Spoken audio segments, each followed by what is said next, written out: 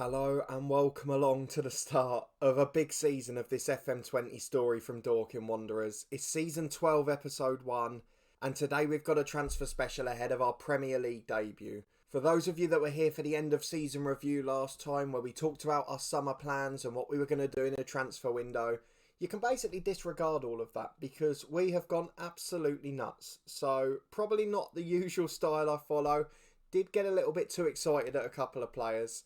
And as a result, we have gone far bigger than normal. And it's made it a pretty epic transfer special ahead. You can see some of the news already on the front page, but that does not give away even a tenth of the story. There's lots of big ones and plenty of talking points. And I'm sure you're going to have a few opinions on this. We've got a disappointing first game of the season. That will be on Friday, but it will be alongside the Arsenal game, which is second as well. So today, transfer special. Friday, Sheffield United and Arsenal, our first two Premier League games. But before we go and get into that and have a look at all the summer business, a massive thank you to everyone who's joining along for another season. If you're looking forward to it, please do put a thumbs up on the video. You might want to shout at me in the comments once you've seen some of the transfers, and particularly the fees, but we'll get to that later as well. If you haven't already and you don't want to miss any of this first Premier League season at Dorking, please do subscribe down below and turn the notifications on. You'll get alerts as daily FM20 content releases on the channel, including big episodes from our other story, The Head Coach, as well. And on Sunday, our FM20 network career meet is a massive point. The two managers going head to head, myself and my co-host. And it's pretty much a title decider in that one as well. And then later that day, we've got our stadium review series continuing. But let's go and talk about Dorking Wanderers because there is a lot of business to get through today. We'll start, as we always do, by having a look at the transfers. The released players, the players that have left the club. The transfer window shuts before the season in the Premier League, of course. So there's no worries about that now. But I mean, have a look at the transfer dips and you can already see we went into debt by 8 million from 10 or 12 million in profit, and we're now back up to 16 million in profit. So that shows you there's been a lot of sales and a lot of purchases, all big ones at the same time.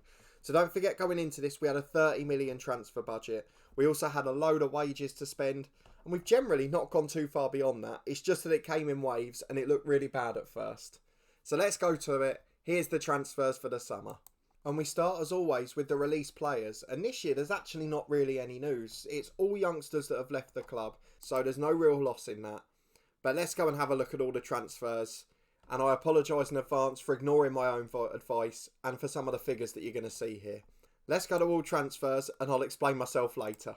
There we go then. So there are 4 standout fees on the ends, which of course we'll talk about. But we have also managed to recoup some brilliant fees for some pretty average Championship or League One players. There were a couple who wanted to go, a couple that forced our hand, and we just had to be a bit more careful as a result.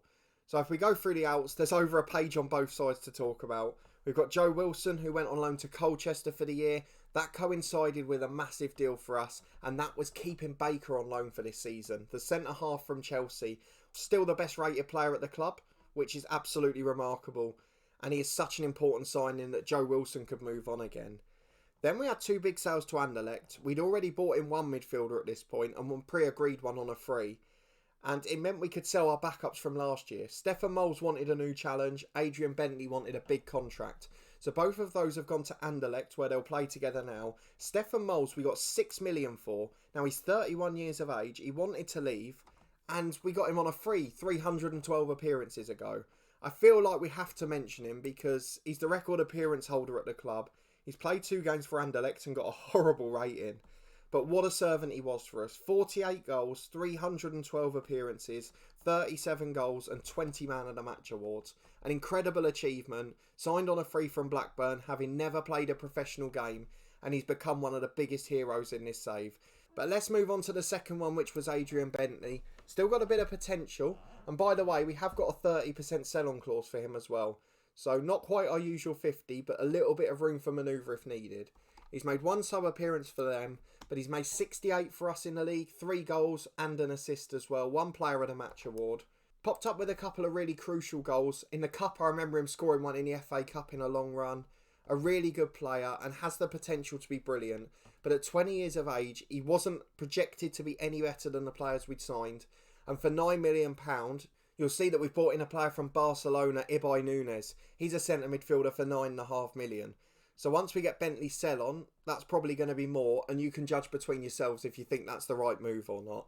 We also, at this point, got our sell on clause for Craig Maguire, who you'll remember went to Brighton for £10.5 million the year before. I'll go and show you his progress just so you can see. He's gone a hole now. Oh, he's moved. On loan from Brighton. He's improved a little bit. He's becoming a decent player. But on top of the 10.5 we got for him, the sell-on clause was 4.4 million. So we have now got over £15 million for this man, and he has single-handedly paid for our new stadium, which will open next season, with nearly a 15,000 capacity. I mean, what a man he is. An average footballer who has paid for a football stadium. Craig Maguire is the hero of this save, despite not doing much on the pitch for us. Then we go on to loan deals. Most of them are players that we signed, so we'll focus on them later. This was when we were fitting our mould early in the summer. So the 5 that you can see that have come in on the 1st of July there, and Tyrese Holland, as well as the 2 early ones, were all those free agent deals, trying to bring players in, either loan them out, develop them, or sell them on for a profit. So that's that process, and there's a few of those there.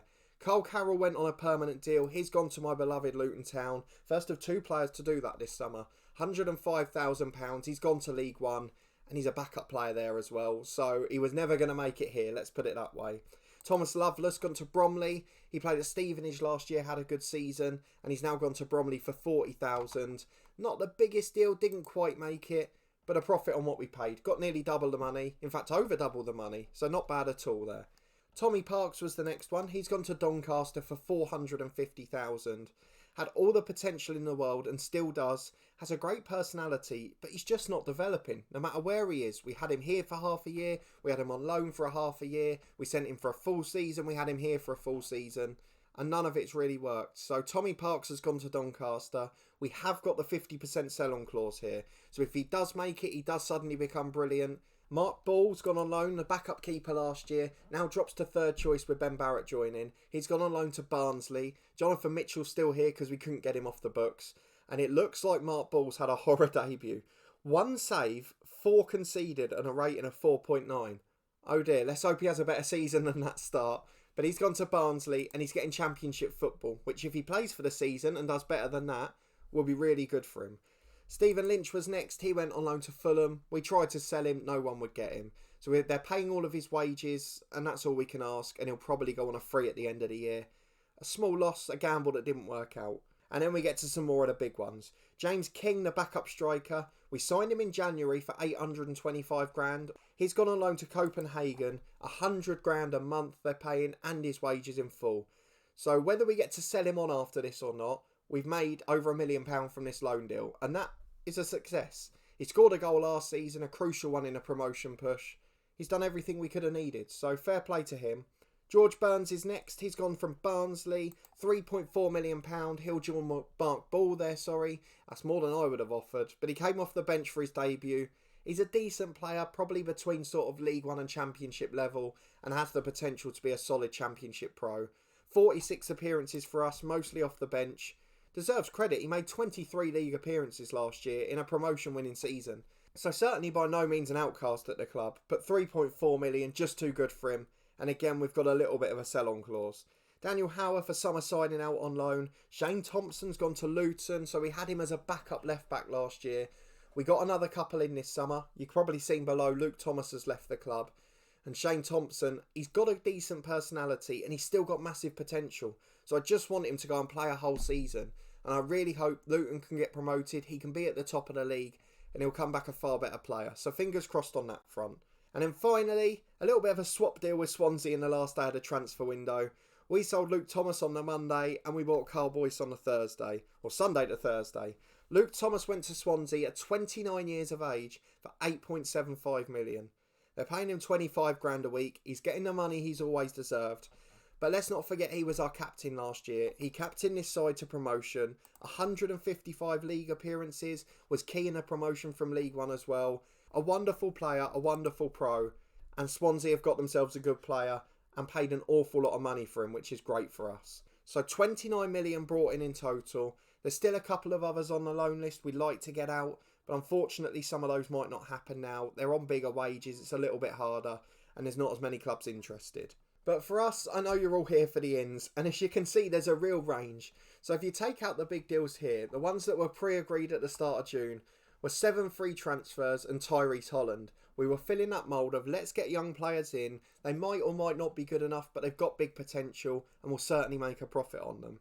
And then we had to look at key positions where we could improve, who we were likely to be able to keep, who we were going to be selling, which ones we were getting a lot of interest for, and who were refusing new contracts. Luke Thomas was one of those who wanted massive money, so we had to sell him on in the end. But then we got a little bit carried away because some of the players that had been scouted were then on the transfer list. I'm not quite sure why, I'll never know. They maybe wanted first team footballers, young players. They maybe thought it was better for their development. And we just felt like we had to take advantage. So there are a couple of familiar names. There's some massive signings here. And there's also some real good bargains too. So let's go through a lot of them. We start with the 2 younger ones who I can't pronounce the names of. So Decan Weir, I think that is, 18-year-old who you've seen is now on loan at MK Dons. 2-star ability, 5-star potential central midfielder. Perfectionist personality. A really good playmaker, fits in the system. And to be honest, his stats are quite good. They're almost better than 2-star. So a season of football could be real beneficial for him. And I feel like he's going to become a really good player. So I've got high hopes for that lad, but I said the same about Tommy Park, so it could well go either way. Second is Chicoy Masala, Sale, however you pronounce it. He's an 18-year-old Nigerian, a left-footed left-back, can also play centre-half, right-back, centre midfield. Decent, poor personality, has gone on loan to Woking where he had a good first game, and I'm hoping he'll improve with a season of football. But a defensive fullback, kind of fits into our tactic, will develop as he goes along. Just a bit of a hit and miss one. I've no idea if it'll work out. 1.5-star ability, 3.5 potential for him. And we've just got to see if with that personality he can reach it. Then we get on to some of the big ones. Lewis James, a familiar name. He was on loan the last 2 seasons as a right back. He stays. £2.1 million, a relatively modest wage for the Premier League.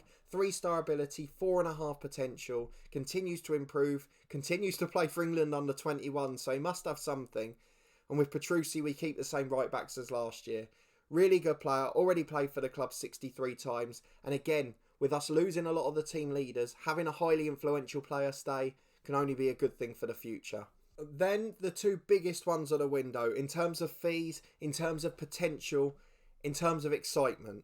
First of them is Martin Prescott from Tottenham for 15.25 million.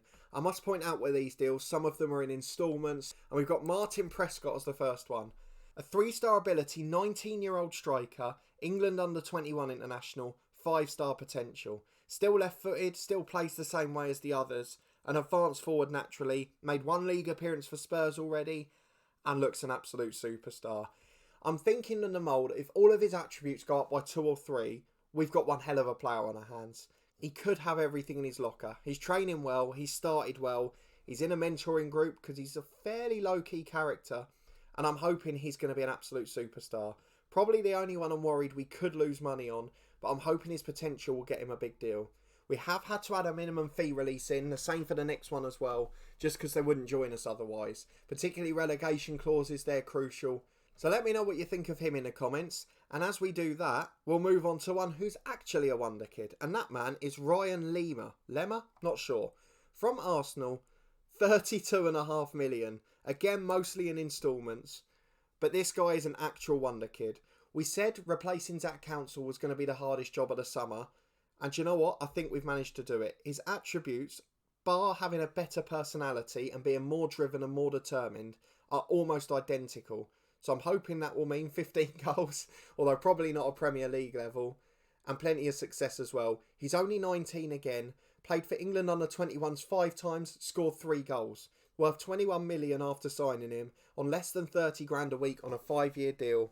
And look how quick he is, look how strong he is, look how good he is technically, and mentally he's got everything. He's played 4 games for Arsenal in the Premier League, already scored a Premier League goal, already training brilliantly for us. And I think he's going to be absolutely world class. So with players like Prescott and Nunes and Boyce, who we'll get to later, I believe with these 4, I've signed players who can be involved in the squad when we get to the very top. The difference with this guy is I believe he will start in that team. I believe that I will never need to sign another right winger in this series to start for Dorking Wanderers. If we can keep hold of this guy, he will be the right winger until the end of this series. And I just hope that he performs as well as I'm expecting him to. It might take him a couple of months to settle in, but after that I'm expecting big, big things. So again, in the comments with your opinions on those two. I really am intrigued, and as we get to the two big ones nearer the bottom as well. But next was Tyrese Holland. You've seen he's gone out on loan to Mansfield, playing in League One. We got him for 800 grand compensation. A 21-year-old, advanced forward, left-footed, really quick, really composed, and a good finisher. Ticks all the boxes for how we play. I almost kept him here as the third choice, but I thought loaning him out for a full season would be better. And we'll wait and see what he's like next year, because I think we can sell on for a few million, or potentially have as a backup striker.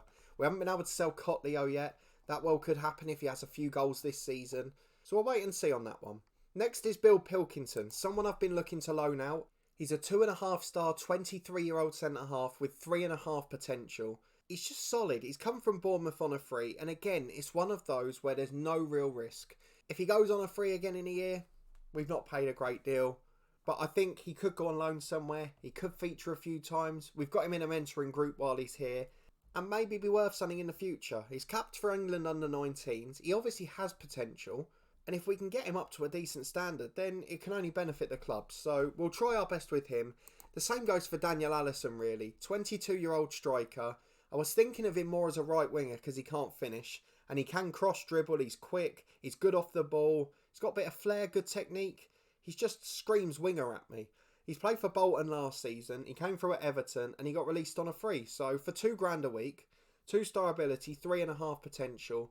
Again, we'll try and loan him out because it will benefit him. But otherwise, just a low risk gamble. And if we can end up selling him on for something big, then that's fantastic. The next one is Daniel Gilroy, the second from Bournemouth. And he's going to be involved in the first team squad. A free agent deal, now worth £8 million on 12.5 grand a week as a squad player. He's a centre midfielder. He's going to be one of our backups, probably alongside the likes of Tordoff, who's also possibly a backup this year. 3-star ability, 3.5 potential. Just a solid all-round player. A really good hard worker, probably good as a box-to-box midfielder rather than a playmaker, as his passing range isn't Premier League level. But physically he's very good and mentally he's quite strong. It's just technically he's not great, to be honest. So we'll get a season out of him. And we'll probably sell him on because he won't be good enough to be a backup if we stay up. If we go down to the Championship, he could then be a key player. But another one, there was absolutely nothing to lose.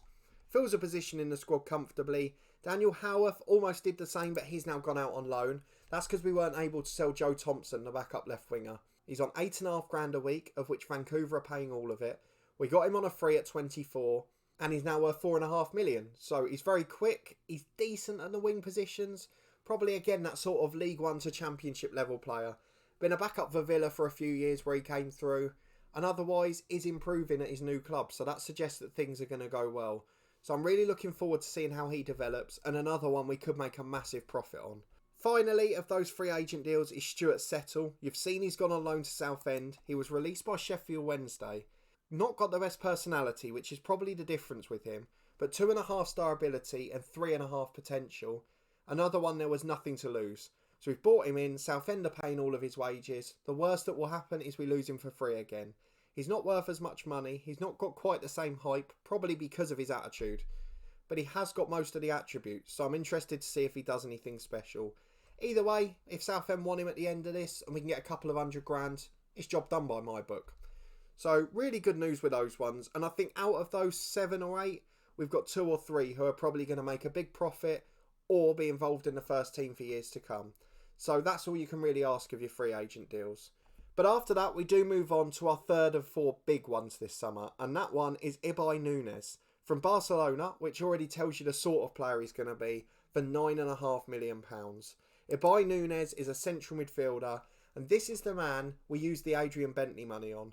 And let me know if you think that's a good deal. Because by the fact he's worth double already, he's a highest paid player on $45,000 a week. He's 24, he's played for Spain under 21s, and he's got 4-star ability, 4.5 potential.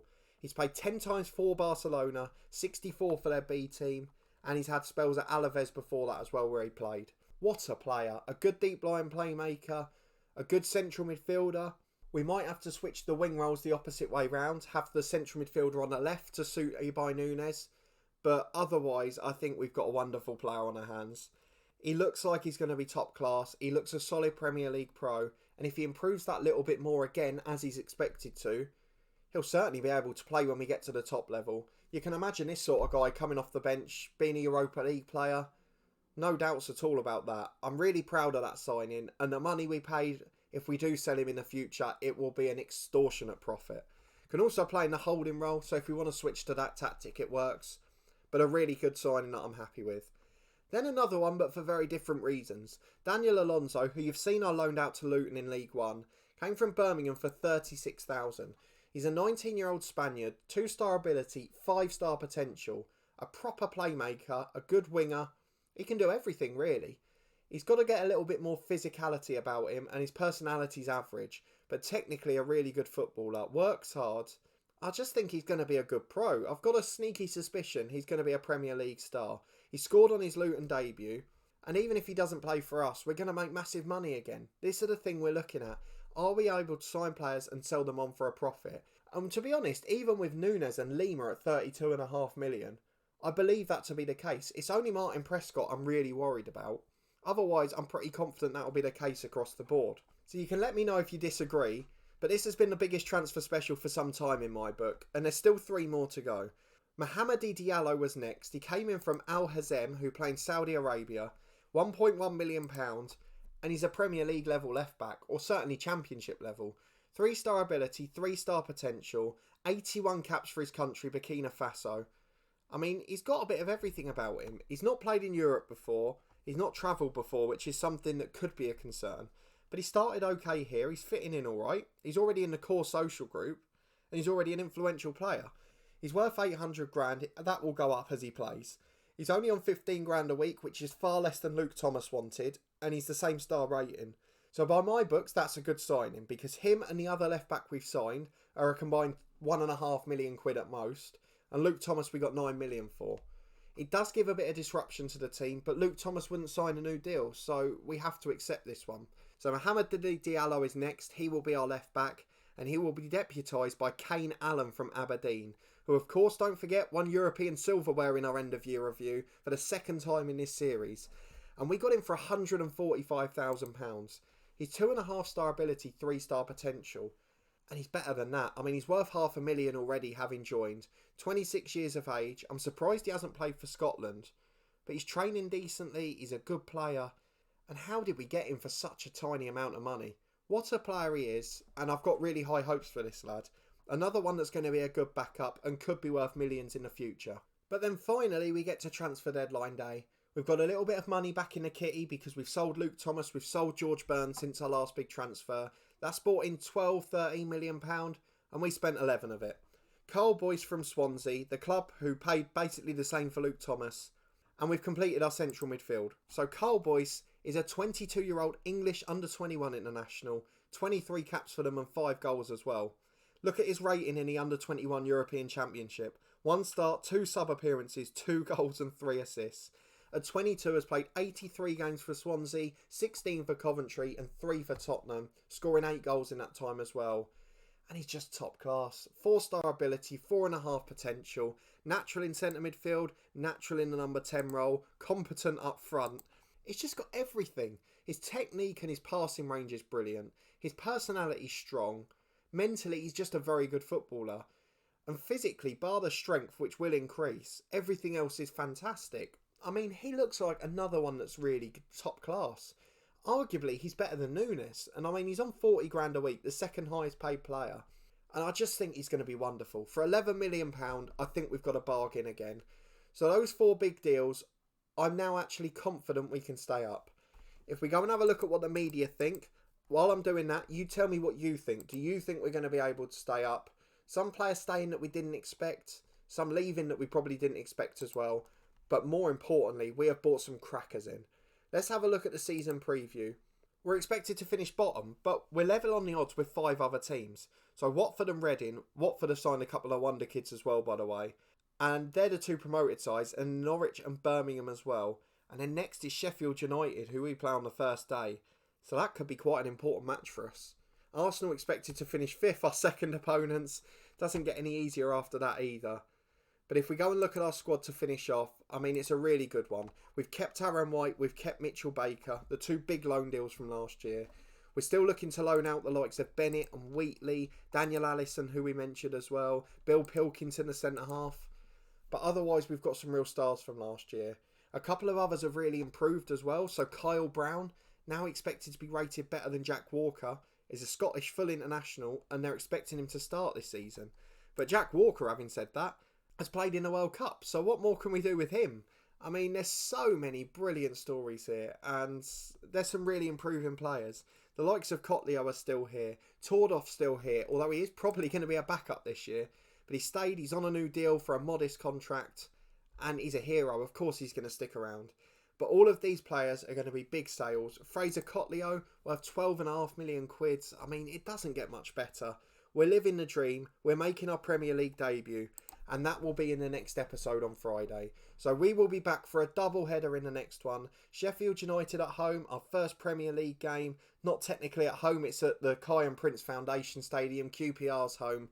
But it's still a big game for us. Next year we'll have our new stadium, so that'll be a proper home game. But we've also got Arsenal in the next episode as well. Away from home on the telly on a Monday night. So we'll have plenty of rest after the first game. But that's going to be a real tough test and a barometer of just how hard it's going to be this year. So I do hope you'll come and join me for that. I hope you're entertained by some of the names that have come in. It's certainly a bit of a surprise that we've been able to get a few of those. And although I've spent big money and I've gone against my usual system, I feel like those 4 are a well worth investment. Martin Prescott worries me a little, but the other 3 I am supremely confident about. So let me know in the comments what you think of all the signings. Please do put a thumbs up on the video if you enjoyed it. A bumper transfer special. We haven't had one of them for a while. It's been a few quiet windows here and we have come back with a bang for our Premier League debut. So I hope you agree. I hope you think we can stay up too. Get down in the comments. Where do you think we're going to finish? And for me, anything 17th or above is a masterclass and a success. You've also noticed probably that there's a slight change and upgrade to the graphics for this series. We've changed the thumbnails and the intro bit as well. So thank you for your support with that. I am trying to improve the content as I go along. But there's nothing that's going to take away from the tension of the first 2 games. So we will be back for that on Friday. If you haven't already and you don't want to miss it, subscribe down below and turn the notifications on. You'll get alerts as daily FM20 content releases. We've got a big end to the week coming up in the head coach series as well. Possibly a transfer special next week too. Maybe on the Tuesday again in the morning. Had great support with the last one, so thank you for coming along. And hopefully I'll have another one for you next week too. So do keep your eyes peeled on the channel for that. Transfer special live stream next Tuesday from the head coach. I'll of course confirm on the community page and in the video on Friday, but it looks likely that's going to be the case. And of course there's links in the eye above to all the playlists that you may have missed, including our 2 new Sunday series, the FM20 network career which is now reaching a crucial point this week, and also my stadium review series with a co-host where we try to fill the void of no real football. But thank you so much for watching this one and your support as we come into the Premier League. And I hope those transfers hit the ground running, as I'm fairly confident we might stay up if they do. I'll see you on Friday to find out.